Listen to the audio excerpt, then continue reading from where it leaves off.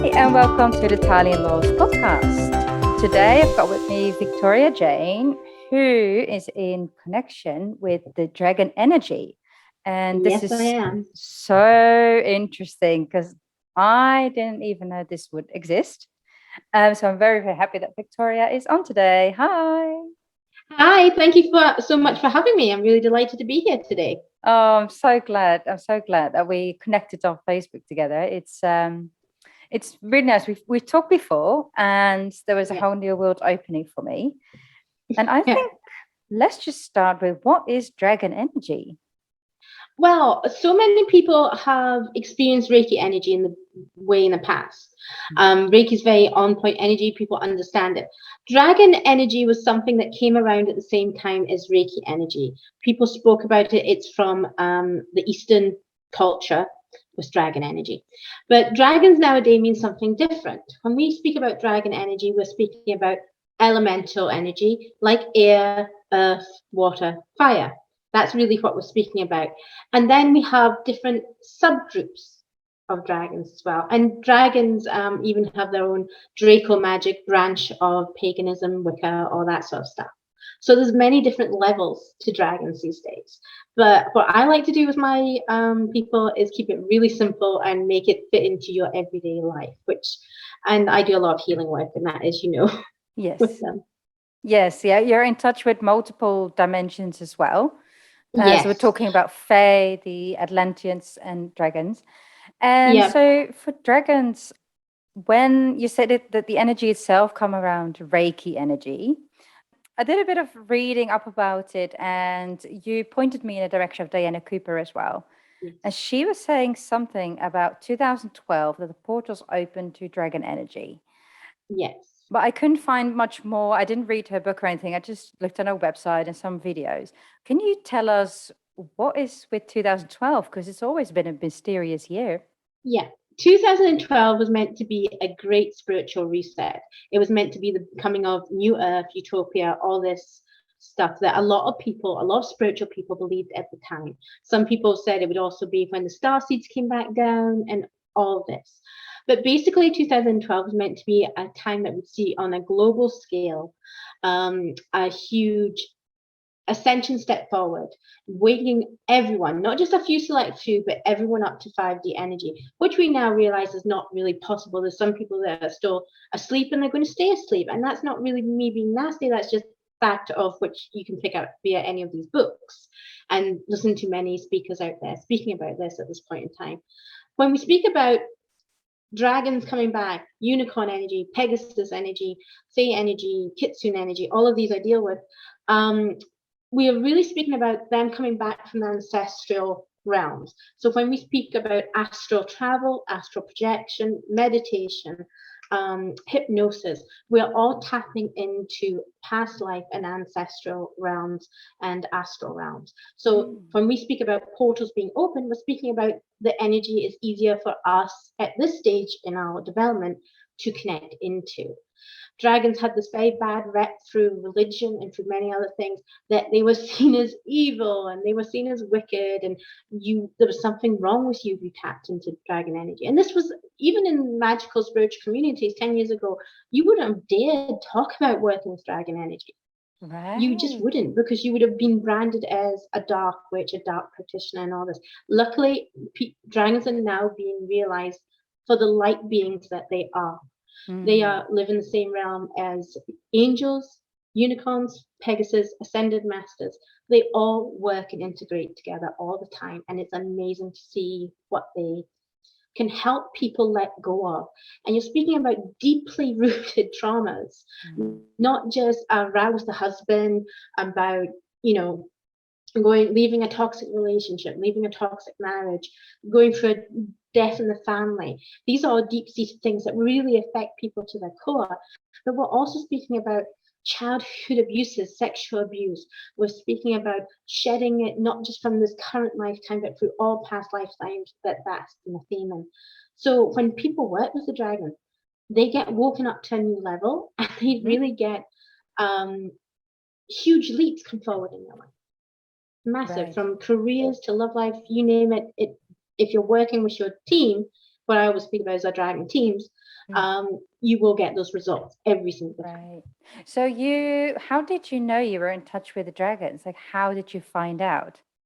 Well, for me, I woke up, if you like, with spiritual healing. I had hot healing hands at age 7. I tapped into spirit energy, and it was quite easy for me to discern what was spirit energy and what was a different sort of energy, because it was heavier. It was still nice, it was still light, but it had a heavier vibration to it, and it was Ah, really strong to me. And I was like, okay, this is different. I know what this is. This is like tapping into past relatives that have passed over. And not knowing them, not actually physically knowing them in this lifetime, seeing photos of them like 6 years later in photo books of family that I'd never seen before. So that energy was very easy for me to identify. But when I tapped right. into dragon energy the first time, I was like, this is really new. But it was happening when I was out in nature. I mean, you've got to remember at this age, I'm also still in my school years, so still in Yes. the playground at lunchtime and things like this, and feeling it when I was very outdoors, feeling it when I was connected into animal work, and I still had this thirst, and it was a thirst for learning about alternative ways, alternative healing ways. So it was aromatherapy, it was Chinese medicine, it was all these holistic treatments, and Reiki, of course, as well. Yes. So many different avenues. But for me to differentiate the two, it all fell into place, if you like, Hmm. about 2014, 2015 for me, Right. was that this was now dragon energy I had been tapping into all these years. And funny enough, that was the time I was pregnant with my daughter and just had her and just officially become a single mom. Everything just fell into place, and all the blinkers, like you say like the rose-colored glasses just fell off, and you got to see it completely real. It was like a whole new world opening up for me. Right. Um, But do you see uh, them as like a projection screen? if I'm working in a one-to-one session with someone, my first ability is I can always hear it clairaudiently. I can hear it clearly each and every time I tap into the dragons. I always say my clairvoyance is there, but it's more like on the fritz. So it depends. If I get something I know that's super important and I have to pass it on the way I see it.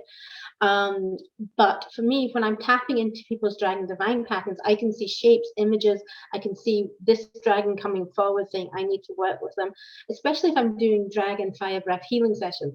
The fun thing for me with that is people book in, usually about 3 days before I'm due to have that appointment.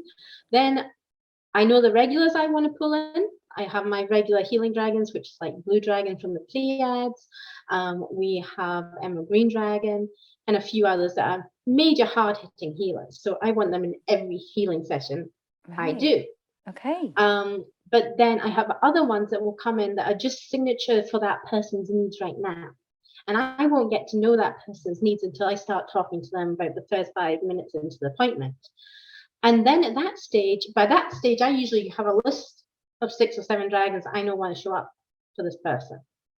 Okay. So Right. it's really, so you do get the visual, but you get the audio and the visual constantly. All together. And how do you know like what kind of drag? Do they have different colors, or do they have different names? Do they look differently? Like how can I visualize Yeah, for they myself what it all is? have different colors. A lot of people go instantly into, okay, this is green dragon, it looks a green color to me. This is an orange dragon, so therefore it's associated with fire. I always teach my students like to feel into the actual energy of the dragon that you're working with. Don't get fixated in the color, because I think that's something with a lot of different modalities and a lot of different entities. If you get fixated in the color, you can automatically pick it up as being the wrong thing. So like, let me think of this one. Earth dragon, okay? Earth dragon is a dark brown dragon, looks like the earth. But you will also see thin blue threads running across its wings, legs, things like that, because the earth can't survive without water. So the water is constantly flowing through Earth Dragon to make it look and move about. Ah, right. Okay. So it's not that that's not one rule, No, there's basically. no It's one rule. got You can't say this is there's so many different subsets of dragons. There's so many different branches. Like when we speak about elemental dragons, and that's what people think, dragons are an element, so therefore there is only fire, air, water, earth. No, all of them have their own little hybrid families as well. So we have air and water, we have earth and air. Earth and air is a great dragon, by the way. I love working with earth and air dragon because this dragon is all about balance. And especially if you're a healer, energy worker, light worker, anyone that does spiritual work. One problem that you hear of again and again is I can't stay grounded, I can't stay dialed up. It affects my energy levels so much. They're off balance all the time. Earth and air dragon is a brilliant dragon for these people. Because if you have this dragon in your team, then they will help you keep your vibration high so you can tap in as much as you need to for your client's work. For your day-to-day life even, because if we're not balanced in our day-to-day life, then we are constantly battling tiredness, poor nutrition, and a whole heap of other stuff. But for these guys, they help us stay balanced, and by keeping us balanced, we stay in our manifestation powers better, easier, because we're keeping our vibration higher. But it's keeping us grounded so we can work through our day-to-day action steps. We work towards these big dreams as well. So it's that wonderful, perfect balanced dragon for anyone that does spiritual work. So the way it works is that you connect to the dragons, but you can help people with their own dragon team, because yes, most people, or does everyone have multiple dragons? No, basically? everyone has their own dragon team. But dragon teams, if you're thinking like, I'm sure a lot of people listening and yourself would know this, is we all have like a spirit guide team and we're meant to have different people representing different things for us. Dragon teams are massive. The smallest dragon team I've ever seen is 6. The largest dragon team I've ever personally seen is 29. Because some dragons work in clans. They work in bodies of 4 or 5. But other dragons prefer to work solo. So the higher up dimensionally they are, the more likely it is you're only going to be seeing 2 dragons, 1 dragon for certain ones. So dragons you will often see as solo are your deep galactic blue dragon, omega dragon, alpha dragon, source dragon. They don't need to work with anyone else. They're so powerful, they're so big. But here's the thing, you don't want either of these, any of those 4 solo in your team for long, because as soon as they come into your team, you will have rapid change in your life. Anything that is no longer in alignment, is no longer fitting with you, these guys come in, they're going to push it all out of the way and bring you into a new chapter in your life. And they can be quite firm about this. It happens fast. It doesn't happen over a staggered period of time. It happens quickly. So when they come into your team, it's great to invite them in on a healing session or in a call where I'm doing connecting into different messages and things like that coming through for people. I'm clearing lots of trauma and lots of trapped emotions and health issues out of people's dragon divine patterns. But you don't want them hanging about. They're great. They'll come in. So when I do a reading for someone, I see these guys coming in or teaching someone how to connect in with their own team. I'm like, guys, ooh, this one's come up. Okay, so here's what's happening. You'll be experiencing this, this, and this in the next few days. And it's okay. Let it ride out. Let it run the course. This dragon will then step away and let the rest of your team come back in and smooth things out. Smooth things out. Wow, I feel like I'm probably one of those in my life, the end of 2019 until the end of 2020, constantly. Yeah. Because, for me, that was a crazy time. And things like you said, things happened so fast, I couldn't keep up. It becomes that knock-on effect. And then we keep going in this knock-on effect. Even once they've left us, we keep going because we're like, what happened? You just can't comprehend it in that mental level. So then you go a little bit into survival mode, which brings in a whole heap of other problems. And then we have to rebuild trust, and then we have to rebuild stability and everything else. So it has that knock-on effect if it happens too quickly and we're not really understanding why it's happened in the first place. If we get that understanding, then that has a very calming, smooth seas approach to it that just relaxes, and then we can just go, oh, I understand, and things fall into place again. Right.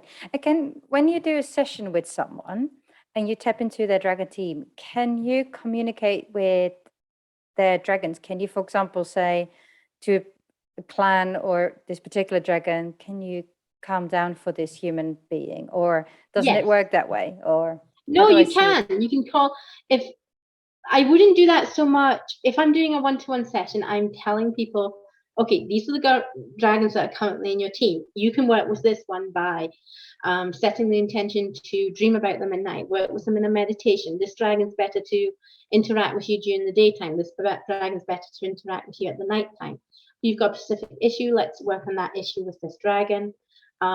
We can break it down in stages. If I'm doing something like I really want to call into a certain dragon to hook in with a certain problem, then I'm going to get them in for something like I call a dragon laser focus session. When I go into the dragon divine pattern, and this is something that a lot of people that have a connection to elementals will have.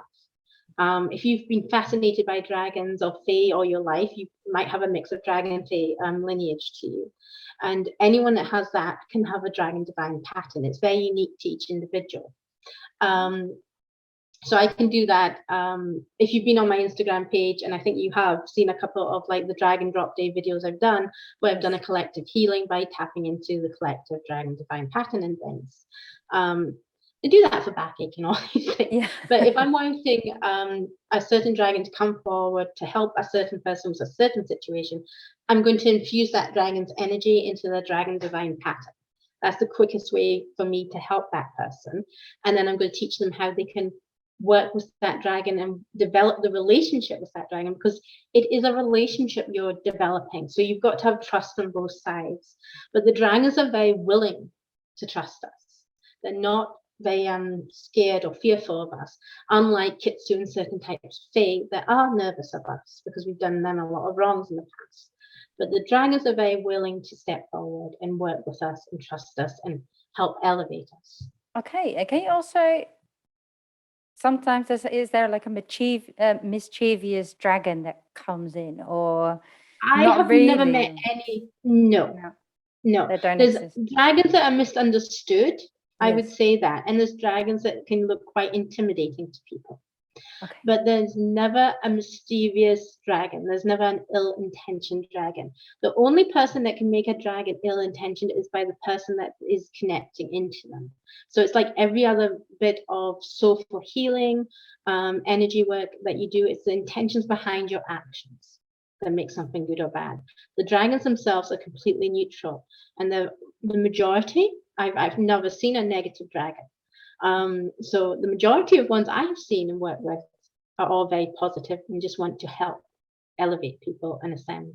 Okay, so it's actually very safe for people to come to you and that you Yes. help them out. They don't have to be scared for them, basically. No, there's nothing to be scared of. No. It's very much like working with angels. It really is. There is nothing, it's not a scary energy. It's not an energy that you are downgrading yourself. A lot of people, when I first started out speaking about dragons, a lot of people said to me, oh, they're evil. I'm like, no, they're not. They're very misunderstood. Religion painted them this way to control. In a lot of cases, it was to control women.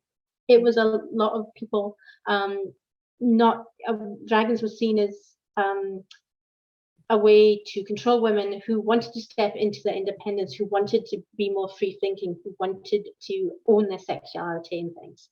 So you were seen as a dragon if you did all these things. And you were seen as too bossy, too outspoken, and all this. And then any woman, because women are naturally tuned in to moon cycles, earth cycles, all these things. And dragons are tuned into the same energy. So therefore, a woman could do it. It was evil, and it was connected to this. Right. Yes. Yeah, that makes total sense. And you'd still have people, because I've been telling my friends I was going to talk to you, and for me, it's super interesting because I'm discovering all kinds of spirituality. And I think it's brilliant that people like you have such a different connection with realms that people like me don't understand and didn't even know about.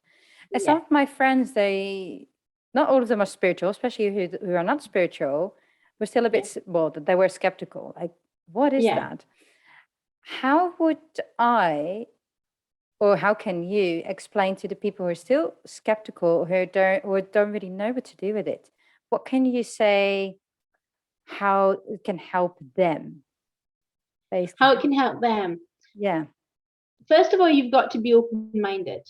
That's the first thing. You can't, if you're not willing to learn or willing to listen, you're never going to take on new information. So I never take it to heart when people say to me, oh, I don't believe in that. It's fine. You don't. It's probably a case of you, if you don't feel that stirring something at your heart core, then you're probably not my ideal connection, the person I'm going to network with the best. So for me personally, I don't take anything to heart with that at all. It's just normal life. I mean, I still have family members that if they heard this, they would think, what the heck is she speaking about? Because they have no clue. Yes. And that's okay. Exactly. That's okay. Definitely. That's It's with completely everything okay. spiritual, isn't it? I think of it. And Yes. all of my episodes, there is always someone who says, I don't understand it. Yes. So I'm okay if people don't understand what I'm about. But does it always help? Yes, it always helps. If they're open to learning, I'm open to teaching. I think the way I always try and break this down initially is like saying, okay, give me a task in your life right now that you want to work on that is super important to you. And I did a funny video on this many years ago called I Have a Dragon for That. And this is literally what I did is I spoke to everyone on a one-to-one basis. I had a big thread in a group and I just said, okay, name that thing. Okay, this is the dragon you should be working with. One of the dragons that has helped myself, so many clients during this pandemic time, during this craziness has been Black Dragon. Black Dragon is this huge, massive, fantastic, comforting energy who helps us, shields us from the negative, heavy energies of the collective, then everyone that is going around you fearful, allows you to meditate, allows you to reflect, allows you to transform in the peace and quiet of his presence. And you still get those day-to-day things. This is a dragon that if you've had a major operation in your life or a major health issue and you are still recovering, what was this dragon? Because he will help you get through those day-to-day tasks that you really need to get done. Because life doesn't stop. If you're ill, if you're recovering, life still goes on and you still need to push yourself at different stages and then you need to back off. So it's that very to and fro. So this dragon is perfect for people that are recovering from operations and is trying to get that balance back into their lives as they heal and regenerate. So that's just one example. If I've got someone that is suffering and they know they've got like, keep going back to the bad ex-boyfriend, shall we say, the one that's got all the toxic behaviors. We really like him, but we really know he's not good for us. He's not the ideal individual. Then, okay, let's work with Fire Dragon. Let's burn up those cores. Let's remove the soul obstacles that's in the way. Let's propel you forward and find your passion, not just the passion for the person, but find your passion within yourself. And then that attracts the person that was really meant for you because they see you lit up. Right. Yeah. So it's always, people can always try. They can always come to you, check out your website, which I will put in the descriptions as well. Yeah. And then be open about it. I think it's a wonderful, wonderful thing. Now there is something. And I always have my let's talk for people to just come forward and talk to me, ask me a few questions. I always say to people as well, because a lot of the work I do is really deep. I'm always like, for goodness sake, if you have something that comes up, you've had strange dreams, you've had a panic attack, you've had something, please reach out to me, because I'm not one of these people that abandons people after a session. It's like, okay, if you get to me and I've just done a session with you, like say in the last 48 hours, that's fine. My connection to your team's still jumping up. It's not going to be hard work for me to tap back in and see what's going on. But I want, after that, it gets a little bit more hard for me to jump right back into the middle of a session that was done, say, a week ago or something like that. Right. So it becomes a bit of I will help. I'm always there. And it's something I teach my students. They know they can reach me on Messenger. They know they can reach me in different ways.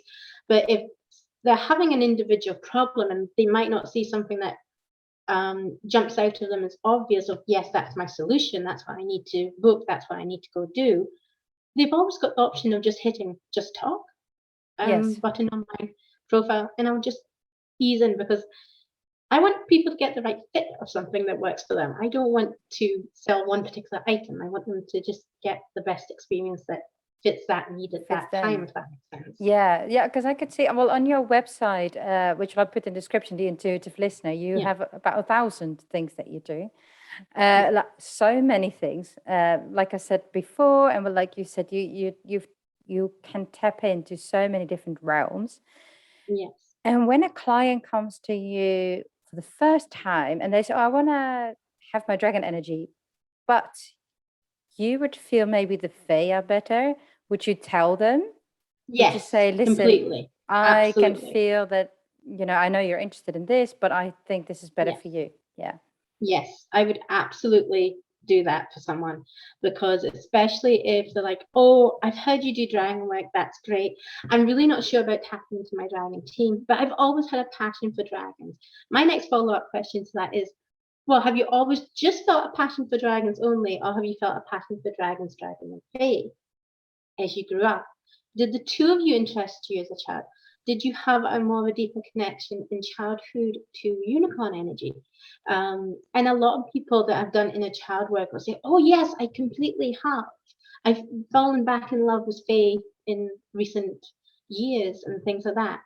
And say, okay, well, let's look. Here's some fae packages, or here's some fae calls that I work on.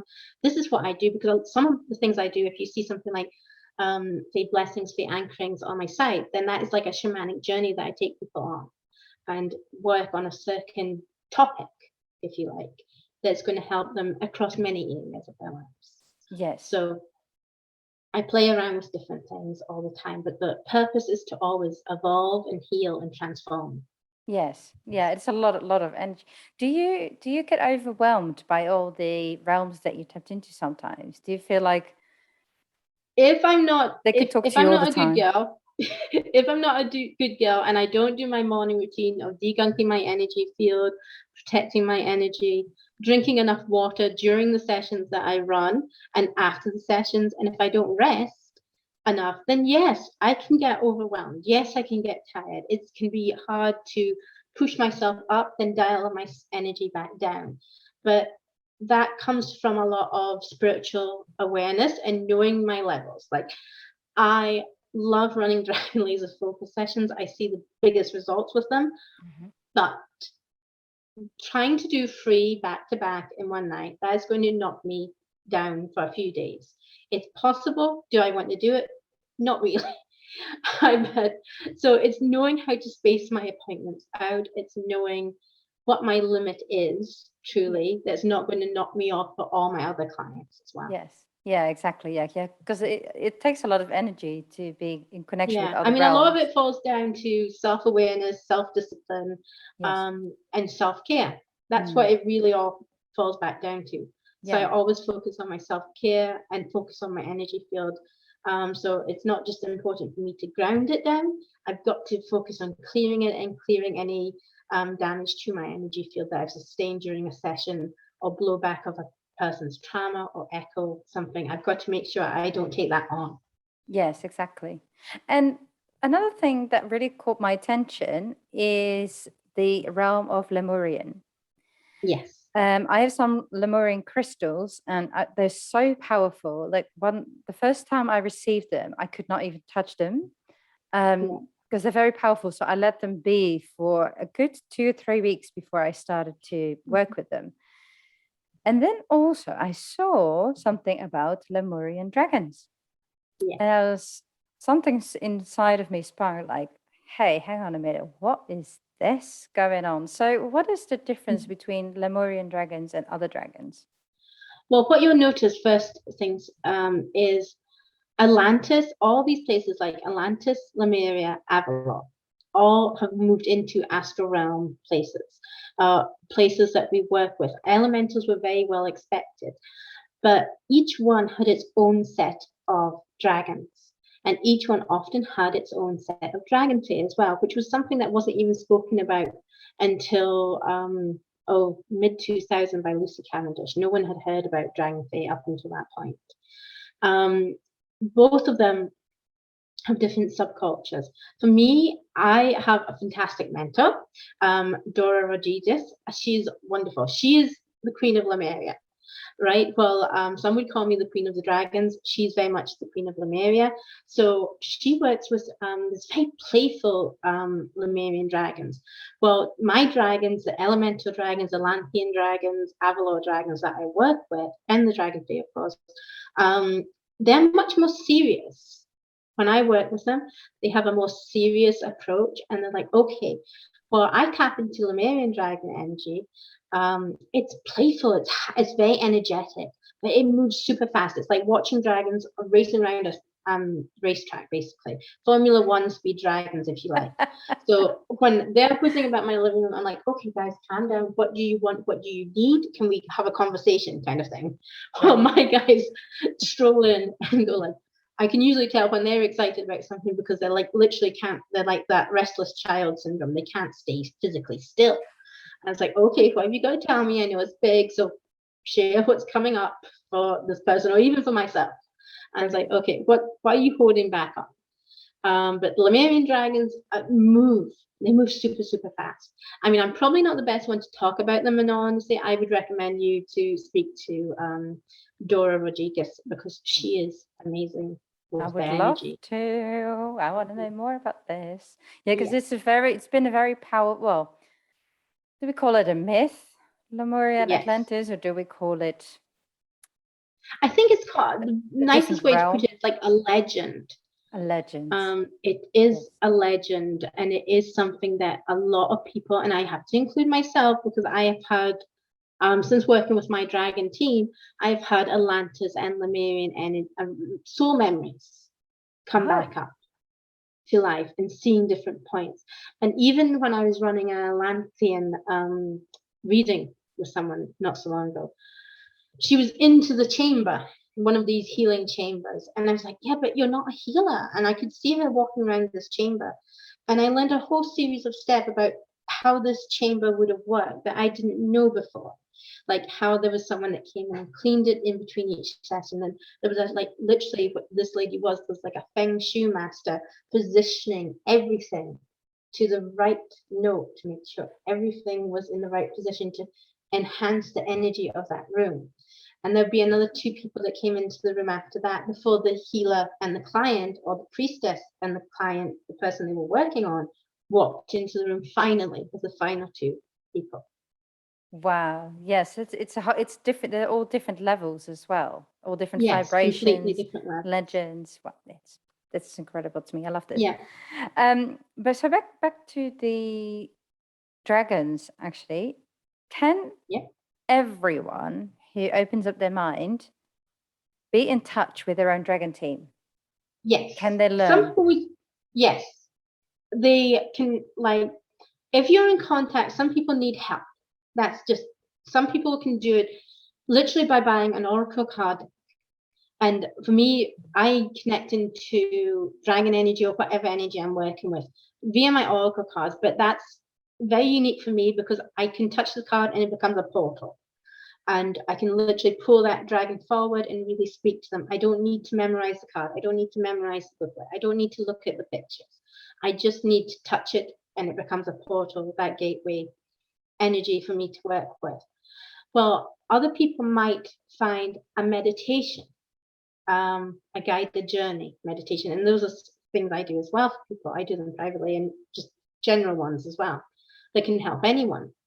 Some people find that is the first contact. That is the first point. It makes it easier for them to tap into, this is how dragon energy feels. And then they can take it to the next level of, okay, I'm ready to meet my team. And they'll sit down and they'll meditate. And they'll see maybe 2 or 3 dragons come forward to them. But they might not understand what they're saying. They might not understand fully what this dragon wants to work with them with because they haven't got that nurture connection built yet. So that's when sometimes someone like me comes in, or they go off and read books like on Diana Cooper and many more, or they go to some of these fantastic dragon shamanic artists out there, go to someone that does dragon Reiki. There's lots of different ways they can pull in and connect if they have the willingness to learn and the open heart and the open mind. Because if you're closed-minded, you're never going to see beyond what's in front of your face. No, that's 100%. Yeah, that's with everything, Mm. isn't it? Even with the spirit realm, with the Akashic Yes, records, with evolutionary all of astrology, it. Reiki, Just all of it. If you stay, well, we call in the spiritual world, we call it stay asleep. When, like you said yes. before, you mentioned it earlier, when people stay asleep, that's all. Yeah, and how do people connect with you on those groups? If anyone wants to reach out to me or connect with me in any way, then my business is called the Intuitive Listener, because obviously my main thing I do, as Yes. I said, my clear audience is my superpower, if you like. That's my main thing. So I'll say I connect far better into elemental energy. So the Intuitive Listener was born so I could tap into people's, understand what people weren't really saying to their needs, and tap into their teams to help them find that common ground and that communication between each other. So if you type in the Intuitive Listener, I will put all of Victoria's details in the description as well, the Intuitive Listener, where you can find all her abilities that she can do, all the channels that she can tap into, which is a lot yeah. of them. Well, thank you so much for your time, Victoria. And I hope we speak soon, because I think there's a lot more to talk about of the things that you can do. Oh yes, there's so many different realms. I mean, this was just very much just One of them. diving in a little bit into the Exactly. sea. Exactly. Thank you so much, and have a wonderful weekend. Thank you so much, and thank you for having me. And it's been fantastic talking to you tonight. Thank Bye. you. Bye-bye. Thank you so much for listening to Tali Loz podcast. Next week, I'm talking to Carrie Palmer about following guidance. See you then.